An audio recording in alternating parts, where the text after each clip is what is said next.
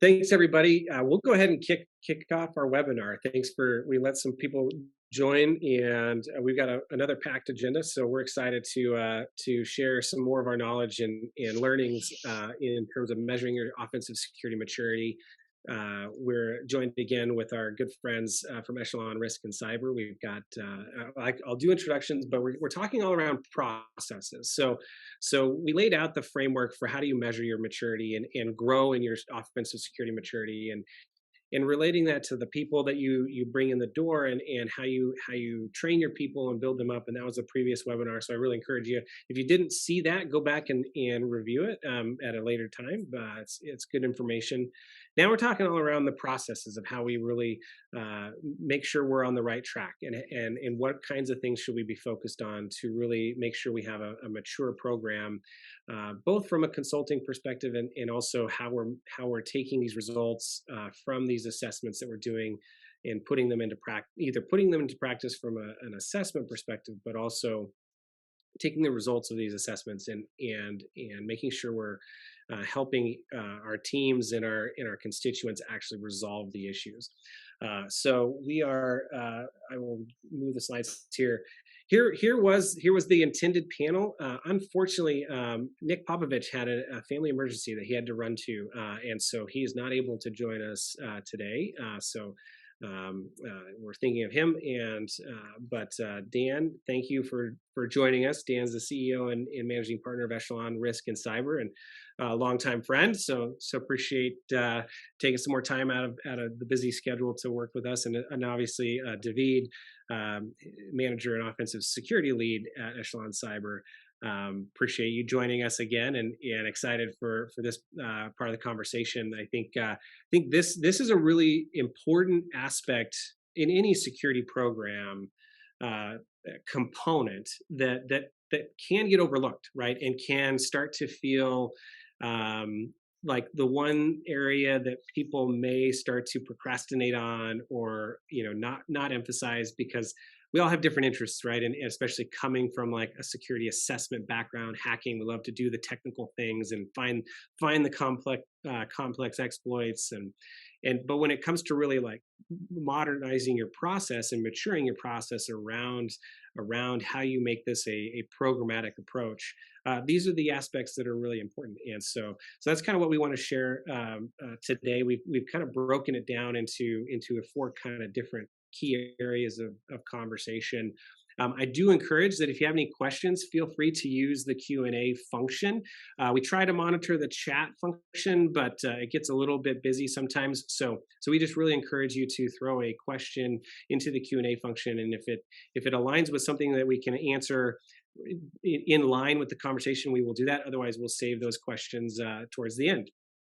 So basically today, we're talking around how the importance of mature processes really make an impact in how much progress you will actually make in your security program, especially from an offensive security perspective. So we're going to talk around how do you develop your strategy and your mission and your goals around your offensive security maturity, aligning that strategic vision into an actionable plan, not just being aspirational, but actually making progress. And how do you show that progress? And then how do you measure your results? Executing on the processes consistently, and then obviously building in those checkpoints of how do we know that we're on the right track? Are we making progress? What other things should we be focused on, right? So that's really the goal of the topic for today. With that, jump in. So Dan and David, I'd love to kind of know as you've developed your consulting practice, and then you've also been involved in other practices before this, both from a consulting perspective as well as either big government, the federal space, as well as some of the private sector. What has been your experience as you have built these teams and documenting your strategy and your mission and goals, and what role does that play in your overall process? So I'll speak from a recent engagement that we worked on, where we worked with a fairly large institution that they had their own testing team, and we were doing a maturity assessment over that team. And we looked at everything from their own individual capabilities, but then also what their processes looked like, what the outcomes were, the consistency in their reporting risks and how they did that. Um, but it all kind of starts at the very beginning with, what is the goal of this team from an organizational perspective, and what are they set out to do? So, like, is there a team charter? Has that been thought through?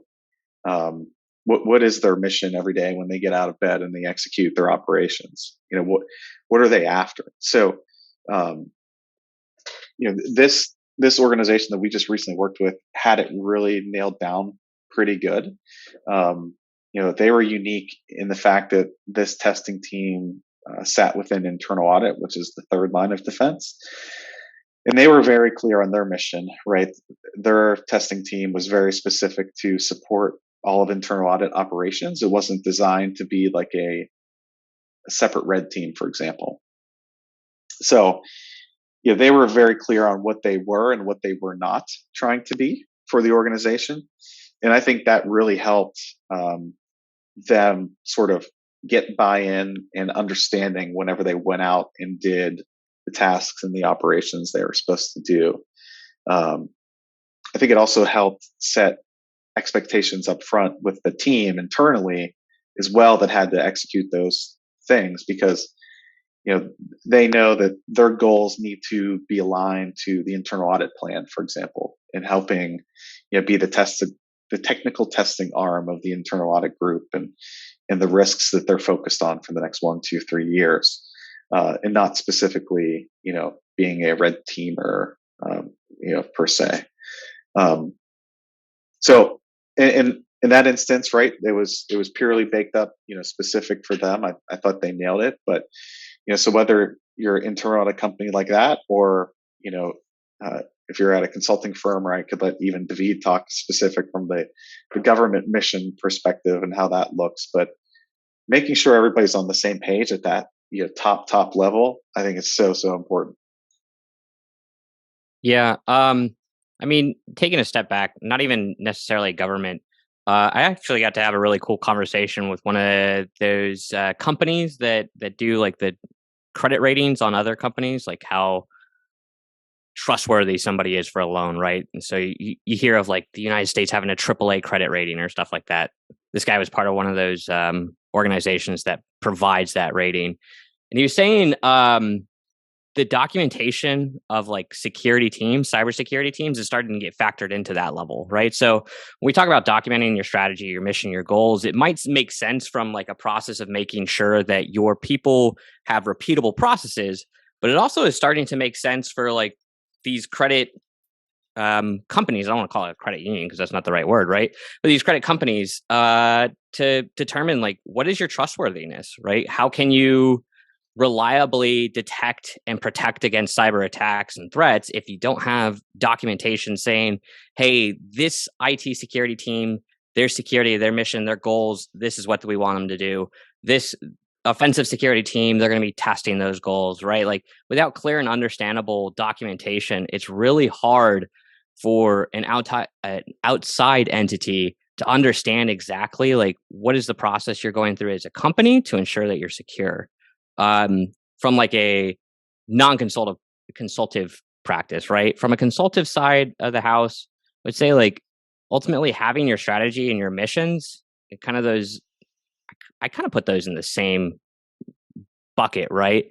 But having those set out, like exactly what you want to accomplish, it gives your teams a much better understanding of like what do they need to be providing to the client so that they can level up their particular security, right? Because I've said it many times, you don't know what you don't know. And if you're just all over the place with every assessment that you're doing from a consultative perspective, like you're giving mixed results.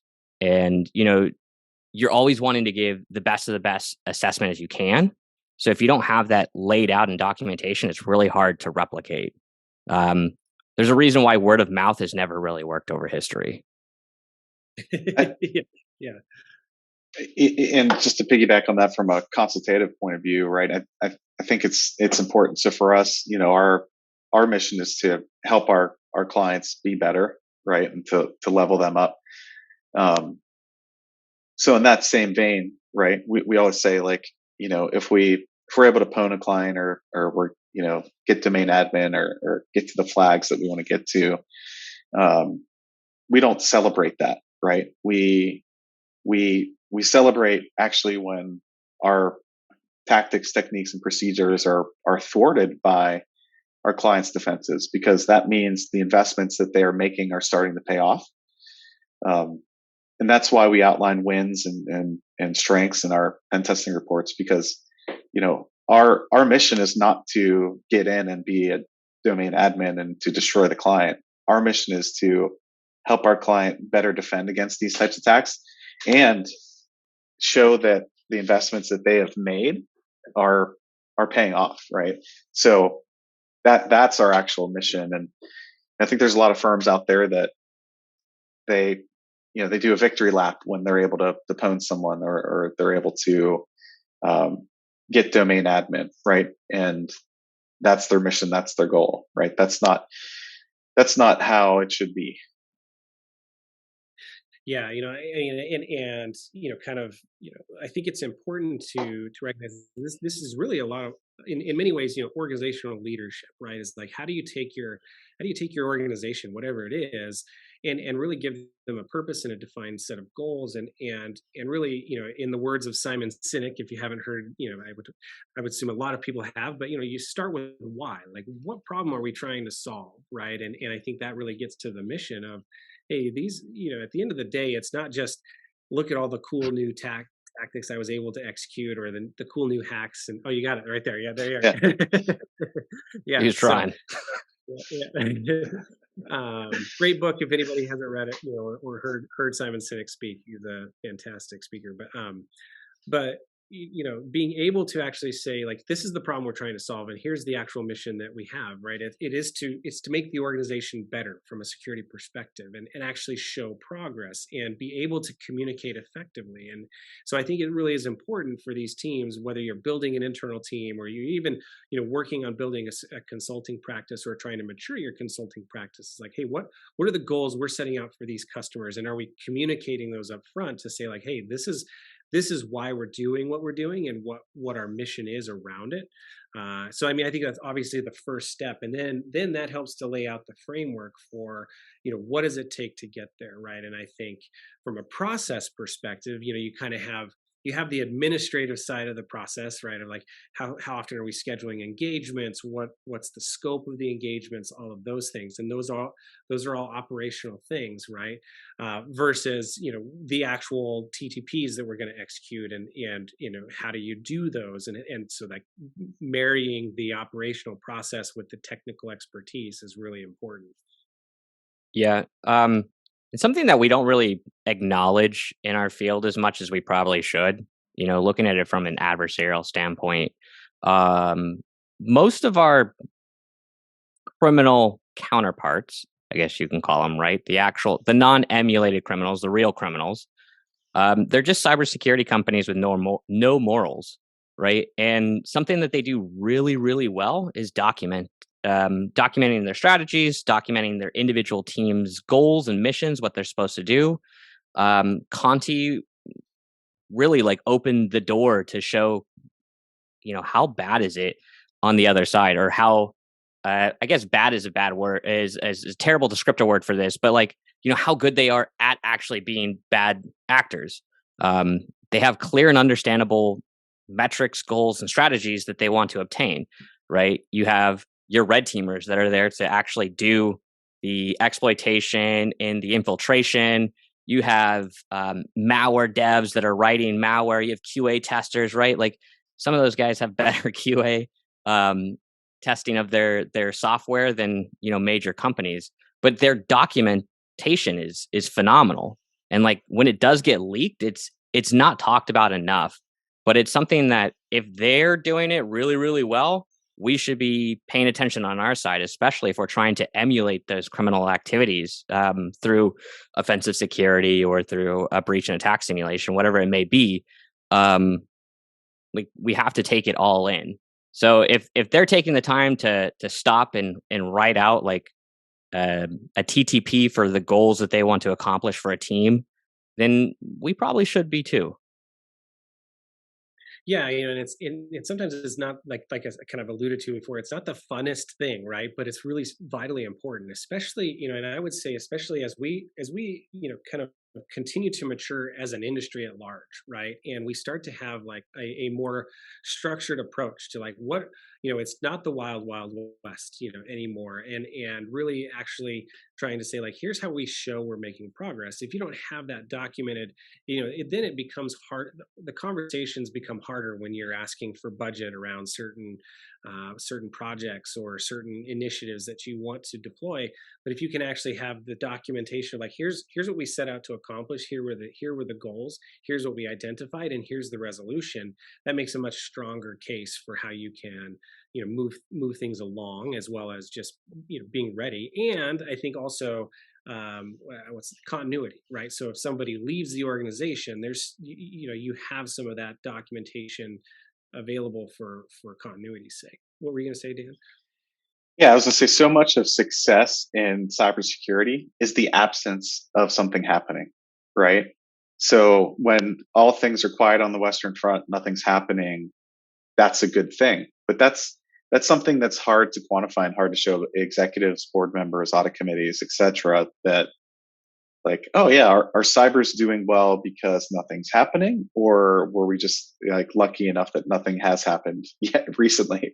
Um, and I think that's one of the reasons why it's so important to have a strategy that has a offensive security testing program in the first place that is emulating those criminal activities, so you could actually show and chart and graph like, yeah, here's all the MITRE TTPs in 2018, right? Like we were pretty successful using 70% of these.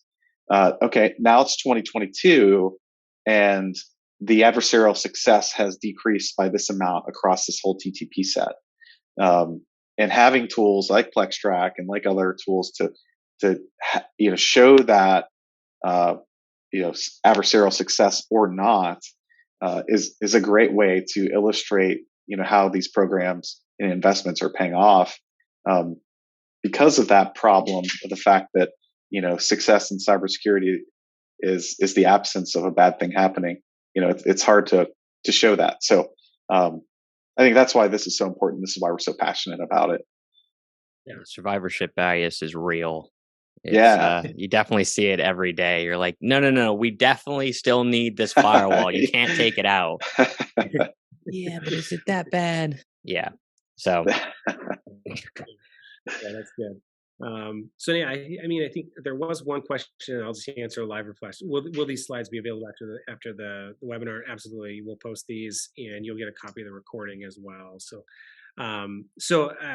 we talked a lot about kind of having an overall strategic vision, and and the mission and the goals, which are important in any kind of organizational structure, regardless of what we're talking about. But then really aligning that to an action plan. And I think this is kind of where that rubber starts to meet the road, and being able to document like, here's the goals. Like like when I was a security director, we tried to kind of map out like, here are the things that we know we want to be able to validate. We have some gut instinct, right? We have some theses that we want to validate. But then there's also things that we just don't know. We don't know yet, right? But we'd like to be able to start showing, hey, just because we haven't heard anything doesn't mean everything's great. It just means that our tooling may not be tuned correctly. We may not, we may be getting hacked by a very Yeah. sophisticated adversary. And that's why you do. If it's not logged, it didn't happen, Dan. Just remember that. Yeah, exactly. Yeah, Yeah. ignorance is bliss, right? So, Yeah. but not necessarily. So Yeah. you talked about, hey, these are the things that we really want to know, and that's kind of those goals and that strategic plan. but then actually putting it into here's how we're going to get there. And we took an approach of, hey, we want to start small, right, and validate. We know if we were to identify some issues here, we would have the resources today to be able to address them. And this was from a holistic security program where we took some team members to actually go execute the tests. And then we would hire external firms to come in and do more holistic tests. But I think what I learned, and what I also see, through now working with our customers through PlexTrac, is that being able to communicate effectively really improves the collaboration over the overarching goals, right? So customers can either, one, communicate with their clients, this is the path and this is the journey we're taking you on, these are the things that we're going to test in a continuous fashion. Or vice versa, if it's an enterprise, they can say like, hey, these are the goals we really have laid out for the year of things we really want to start getting a handle on, and they can communicate that to their external consulting firms to help them in that journey. I'd be curious, what your guys' experience has been in kind of putting the rubber, where the rubber meets the road from the strategy to the actual action plan. I think you called it out really right off the bat, right? It's communication. It's one of the things in the military. The phrase was, communicators are the worst at communicating, right? Like the guys running the show on IT or the radio don't really have the skills or soft skills to be able to communicate clearly on what their expectation of a strategic vision is. Um, we're getting better at it, I think, as a whole, as an industry, right? For the longest time, like when I first came in to the commercial world, 2018, it was still pretty bad. The last couple of years, it's gotten a lot better. Like talking with prospective clients or current clients, like, hey, what is your hope? What is your goal? What are you trying to prevent? What do you assume is the threat here, right? If you don't know what your threat is, right, like what kind of e-crime actors or nation state threat actors would be going against you, let's figure that out, right? Understanding the holistic view of like what are they trying to protect helps create that strategic vision, which then helps pass that down to either the consultant or to the internal team, and usually leaving that actionable plan, like how do we get to this point, leaving that to the team, the actionable team, right? Allows them to align to your strategic vision, especially when you're giving like feedback, right? It's not trying to close it all off at the executive level or at the directorate level, right? You bring it down to the tactical level. Having them come up with the action plan usually goes back up to, all right, here's the vision. Does the action plan actually meet that vision? If it doesn't, then you can return back. It's like a nice little feedback loop, Yeah, it's like you know do the goals of our client, for example, match the plan that we're going to execute, or the plan that they're executing. So if the strategic vision or the goals of the team are to, let's say, identify the unknown vulnerabilities out there, versus maybe their strategic vision is to test specific types of technologies, emerging technologies that they might have in their environment, right? Let's say they're working a lot more with containers and cloud and serverless infrastructure.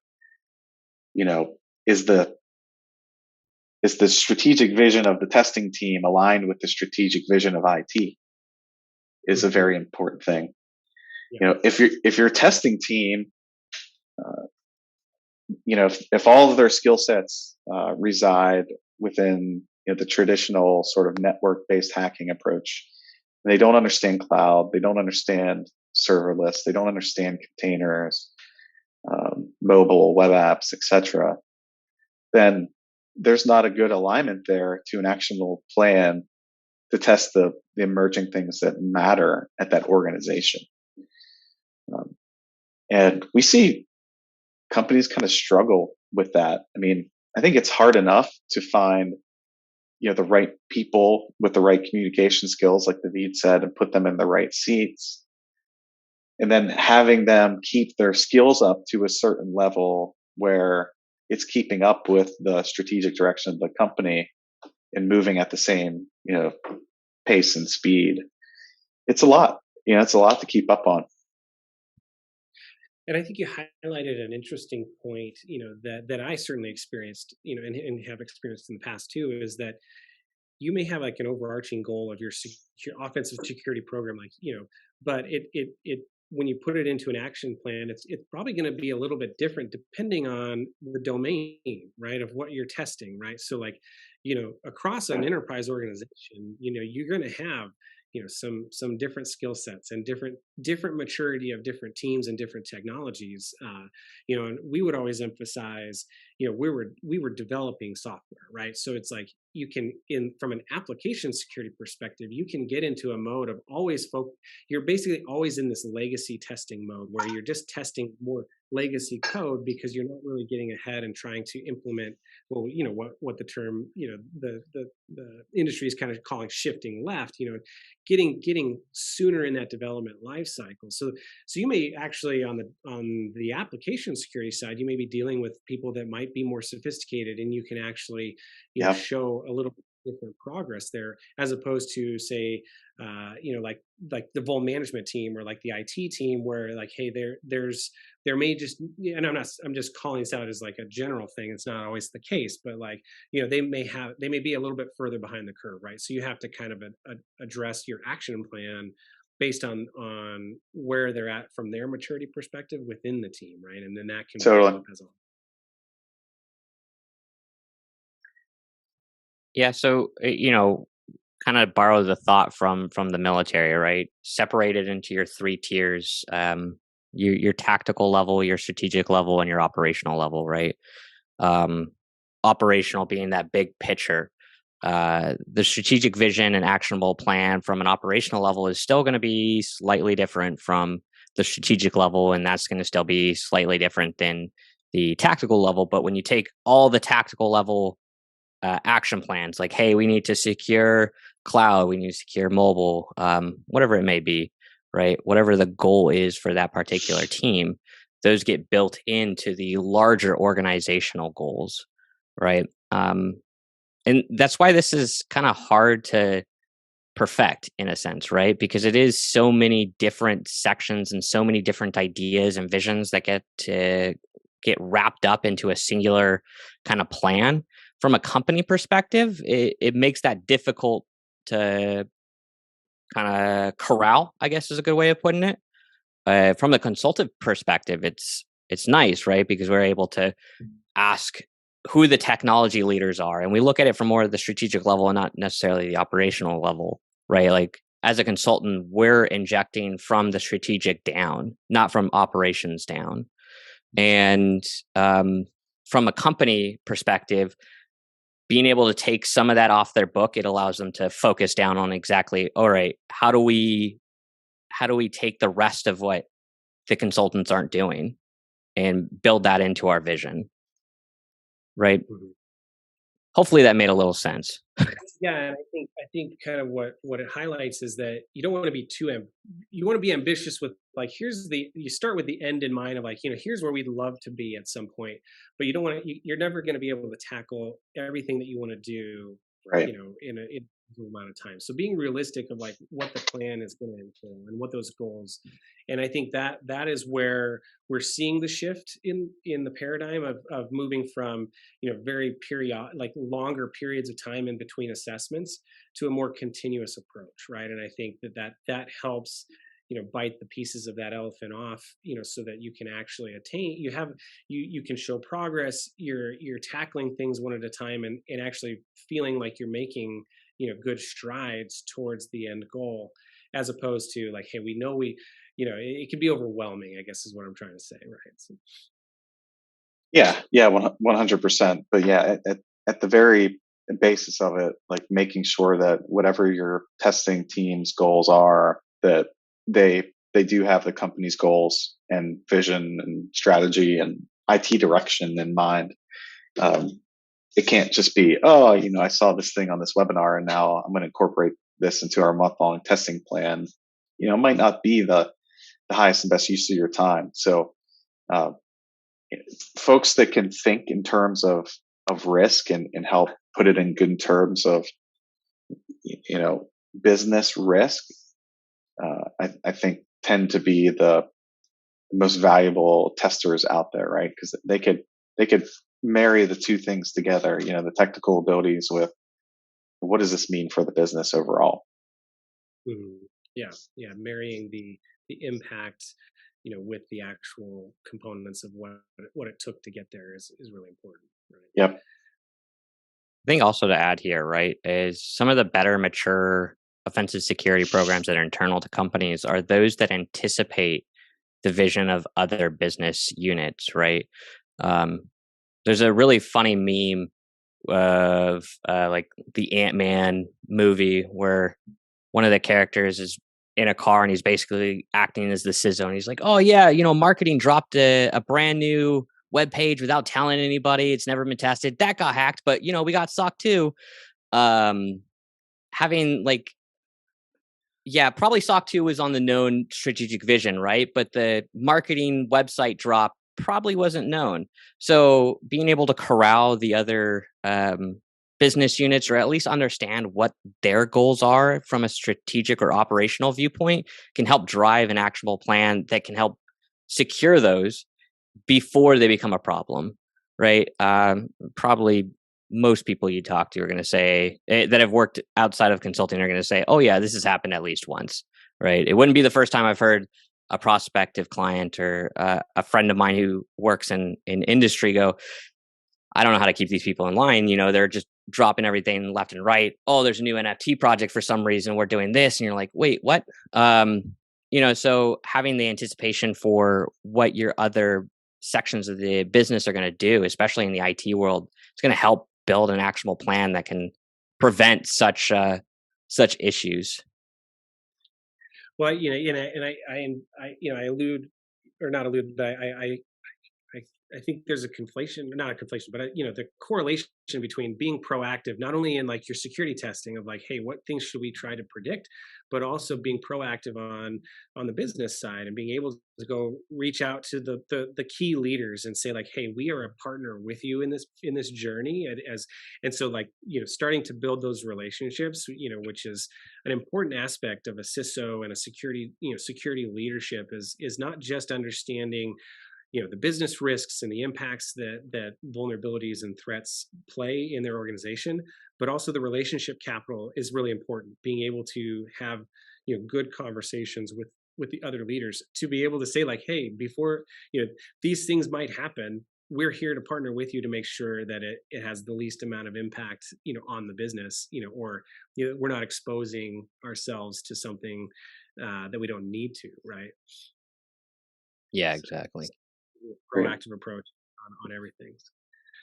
Okay, so we'll move on because we're making good progress here. But so you developed strategy, you've got an action plan. Now you've actually got to go do it, right? So now the true rubber is meeting the road in terms of like putting this into play, putting an action plan into the hands of the operators. And I think that we talked a lot about people in the last, obviously the whole focus was people in the previous webinar, but this is where you're now empowering them, right, as not only as a leader of an internal team, or as a team that's developing and maturing. I always come back to some of the primary goals of leaders are to empower and equip their people to be successful, to do their jobs well, right? And so from a consulting perspective, they're trying to empower their clients to be successful, and so you've got the plans in place. Now you actually have to go find the tooling and the training to make sure that you can execute on the plan, but also any other capabilities that would be required to communicate it effectively, to collaborate, to show the analytics and the progress, right? What are your thoughts on kind of how you actually start executing on the action plan? I think you got to map out what are the things we need to execute here as part of our plan, and what can we execute with the capabilities we have today versus what capabilities do we need to go and learn and supplement, and how do you supplement it? So uh, I think a good way to do that, right, is if you know the strategic direction, you know sort of what the plan is. You could take a step back and you could do the MITRE mapping to TTPs of adversaries that you want to emulate.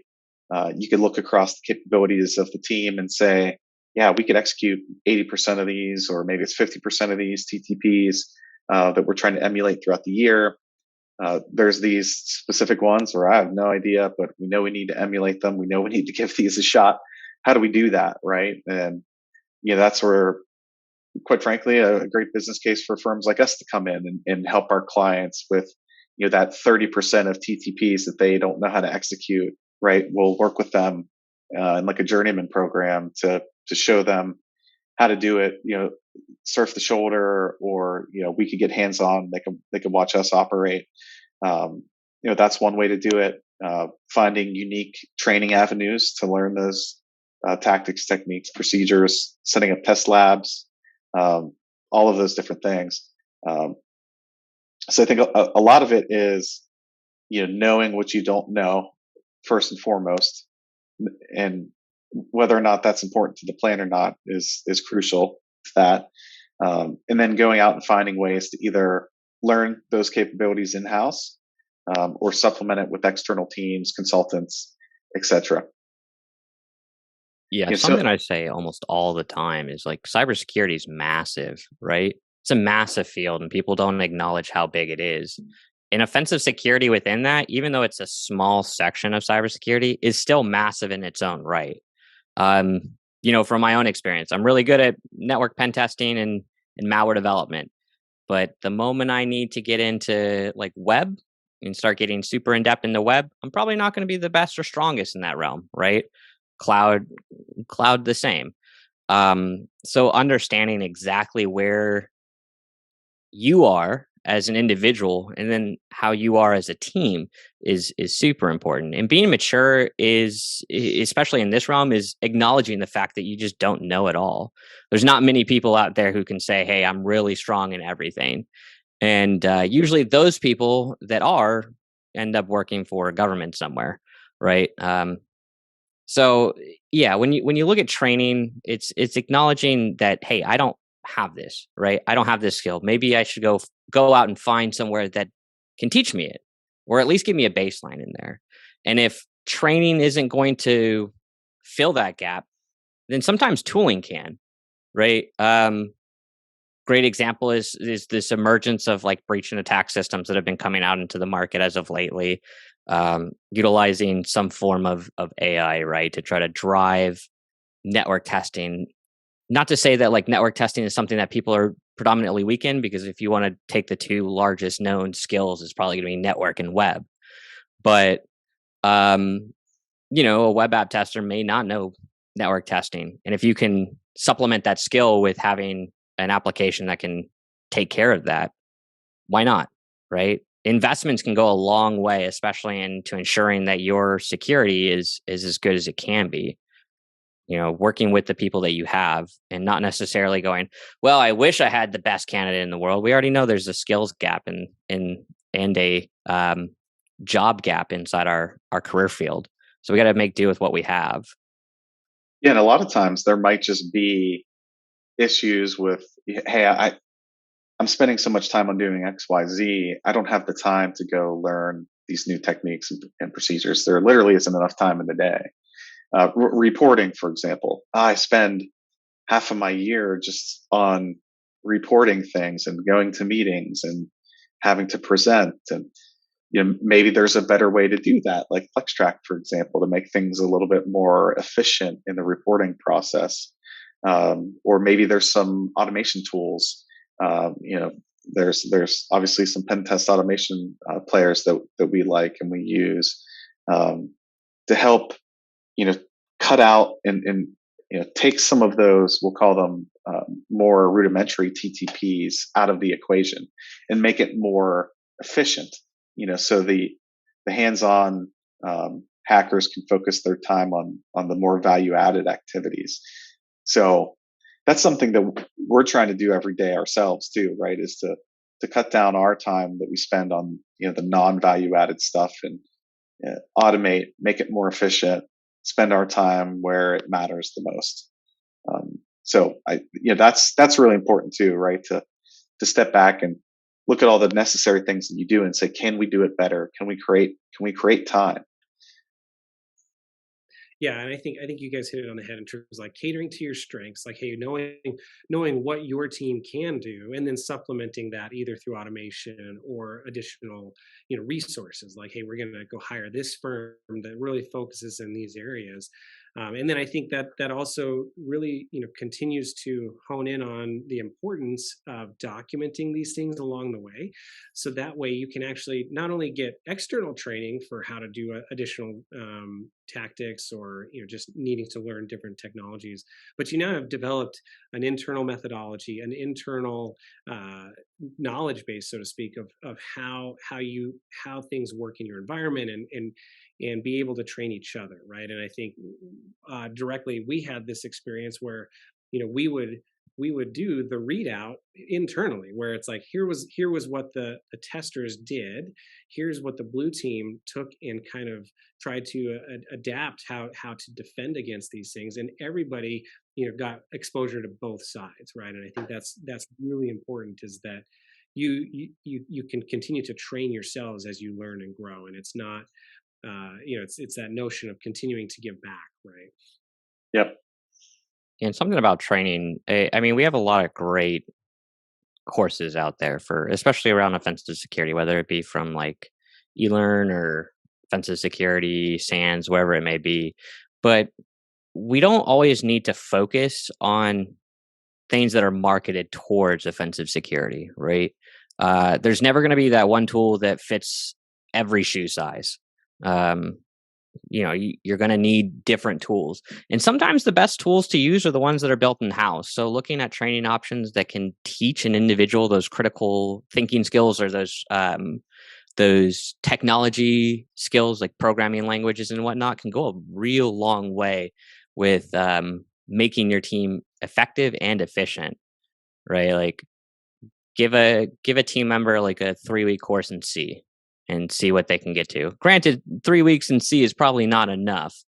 Uh, but getting the baseline, some understanding of how to get code execution, to do things that they want to do, to at least understand where they can go and look, that can add to your tooling without having to make an investment into a third party application. Were you going to say something, Dan? I didn't want to cut you off. No, no, I could go on more and more there, but yeah, I think it's sometimes hard enough to find the time to do the right things. I think really taking a look at processes and making them more efficient, so you could get more done with the same amount of people, is definitely crucial, especially in this inflationary environment where things are tougher nowadays.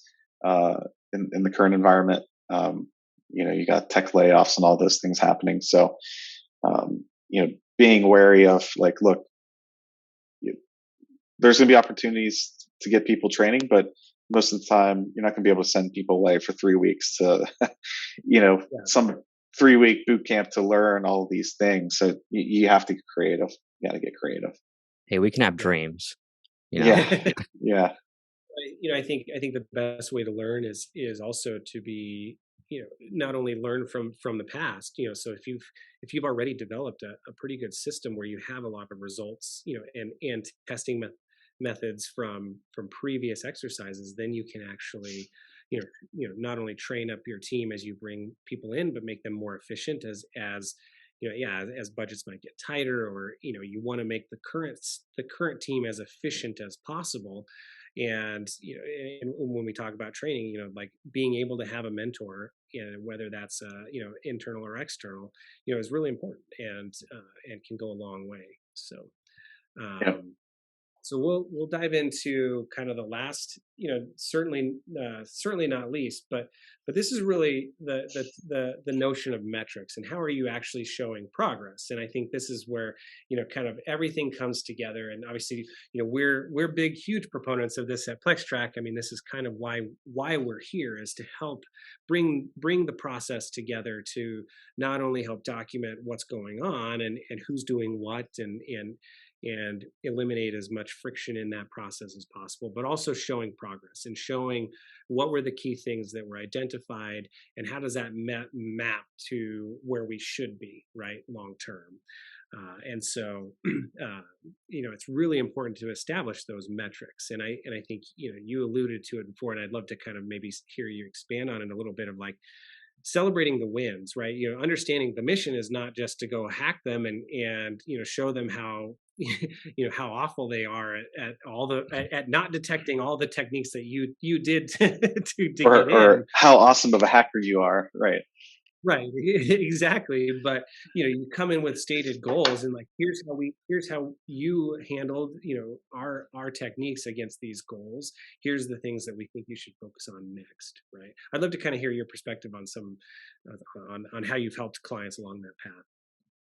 Yeah, so we do TTP tracking with all the techniques that we do, and when we present our findings, we show the TTPs and we relate them directly back to MITRE, and we have the client understand exactly what we executed and how, and whether they want us to help recreate that scenario or if they want to redo it on their own. Um, that way, I think it takes away the shroud of mystery of like what happened or how we were able to do something. Um, then what's nice is if you start to track against these TTPs for clients, you could sort of start to build a database over time, especially if we're doing tests quarterly or at some sort of frequency. You can you can show trends over time to say, okay, against these TTPs, you guys were really good. Your defenses were such that we could not execute successfully across these TTP families. Um, but here's where we did have adversarial success, and here's why.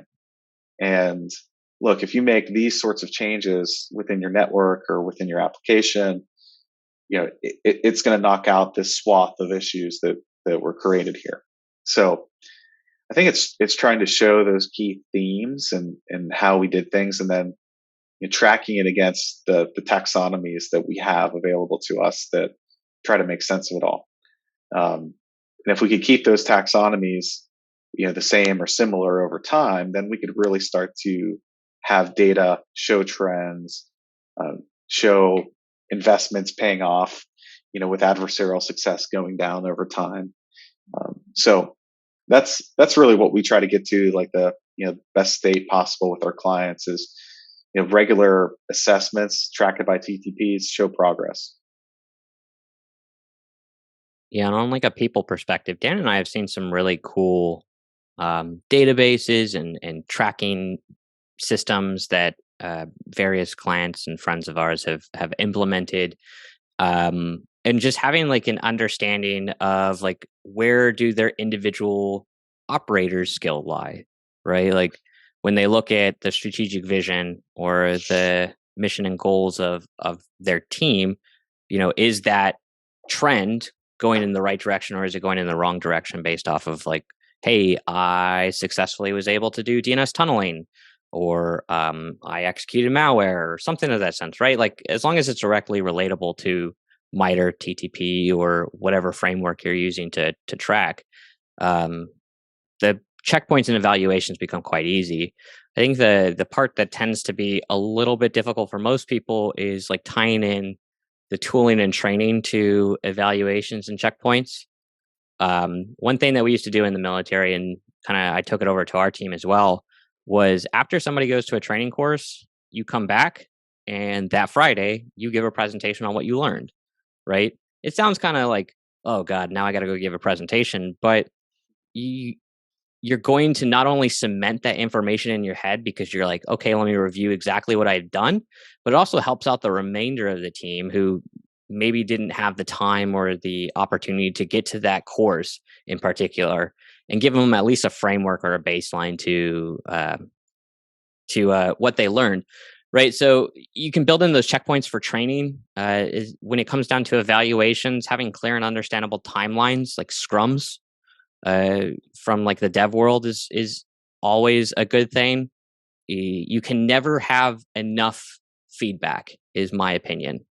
Right. You want to know what you're doing well. You want to know what you're doing wrong. And as long as you can talk up and down the leadership ladder to everybody, you can figure out exactly like where you are in your vision or your plan or your goal, whatever it may be. Right. So implementing some like true timelined checkpoints and evaluations is super important, especially if you want to have like reproducible results. Yeah, yeah, and I think obviously we'll toot our own horn here because we can, but our PlexTrac, our mission is to help teams, especially with our runbooks module. Like, here's all the things Yeah. that we're going to execute in the test, right? And then you can track to that, and you can have those pre-built. Like, hey, we're going to check in 2 weeks, and here's the stuff we've done. Here's what your team has shown they can or cannot detect and prevent, and then here's the risks that we're seeing, and be able to have kind of that real time report generation of the outcomes.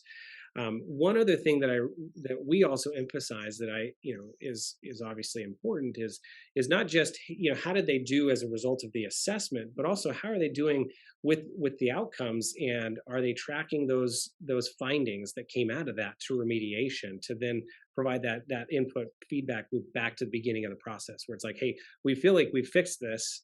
Is it showing up again?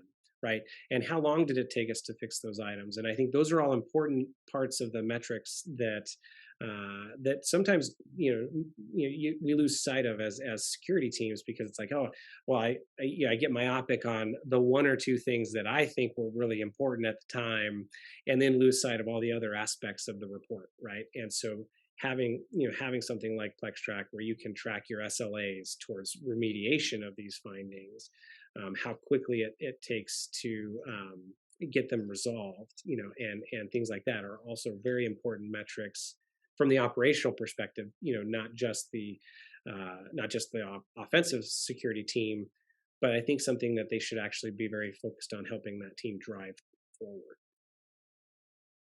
Yeah, like the mean time to remediate, and how quickly, whether it's a vuln through a vuln scan, or a more complex issue identified through a red team engagement. The moment that thing's discovered and identified, the clock starts, right? And how do you respond to it? How do you react to it? How quickly can your team put together a result that closes that? Is so important. And to have the tools now, like PlexTrac and other tools that are in your stack to help you track those things, is immensely important. The last thing you want is to find something that's serious and not be able to act on it, and do nothing with it for 60, 90, 120 days, right? That's the worst case scenario. Yeah, yeah, yeah, absolutely. And so we have about 4 minutes left.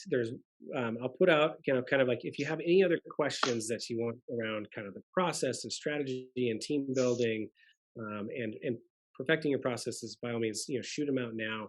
There was one question I thought it was kind of an interesting thought as we kind of head into 2023. Where are most of the offensive security jobs going to reside as we head into 2023? Obviously, there's probably a lot on people's minds, but I'd be curious what your thoughts are Where? In Russia? there. No, I didn't say that. This is off the record, right? No, it's all recorded.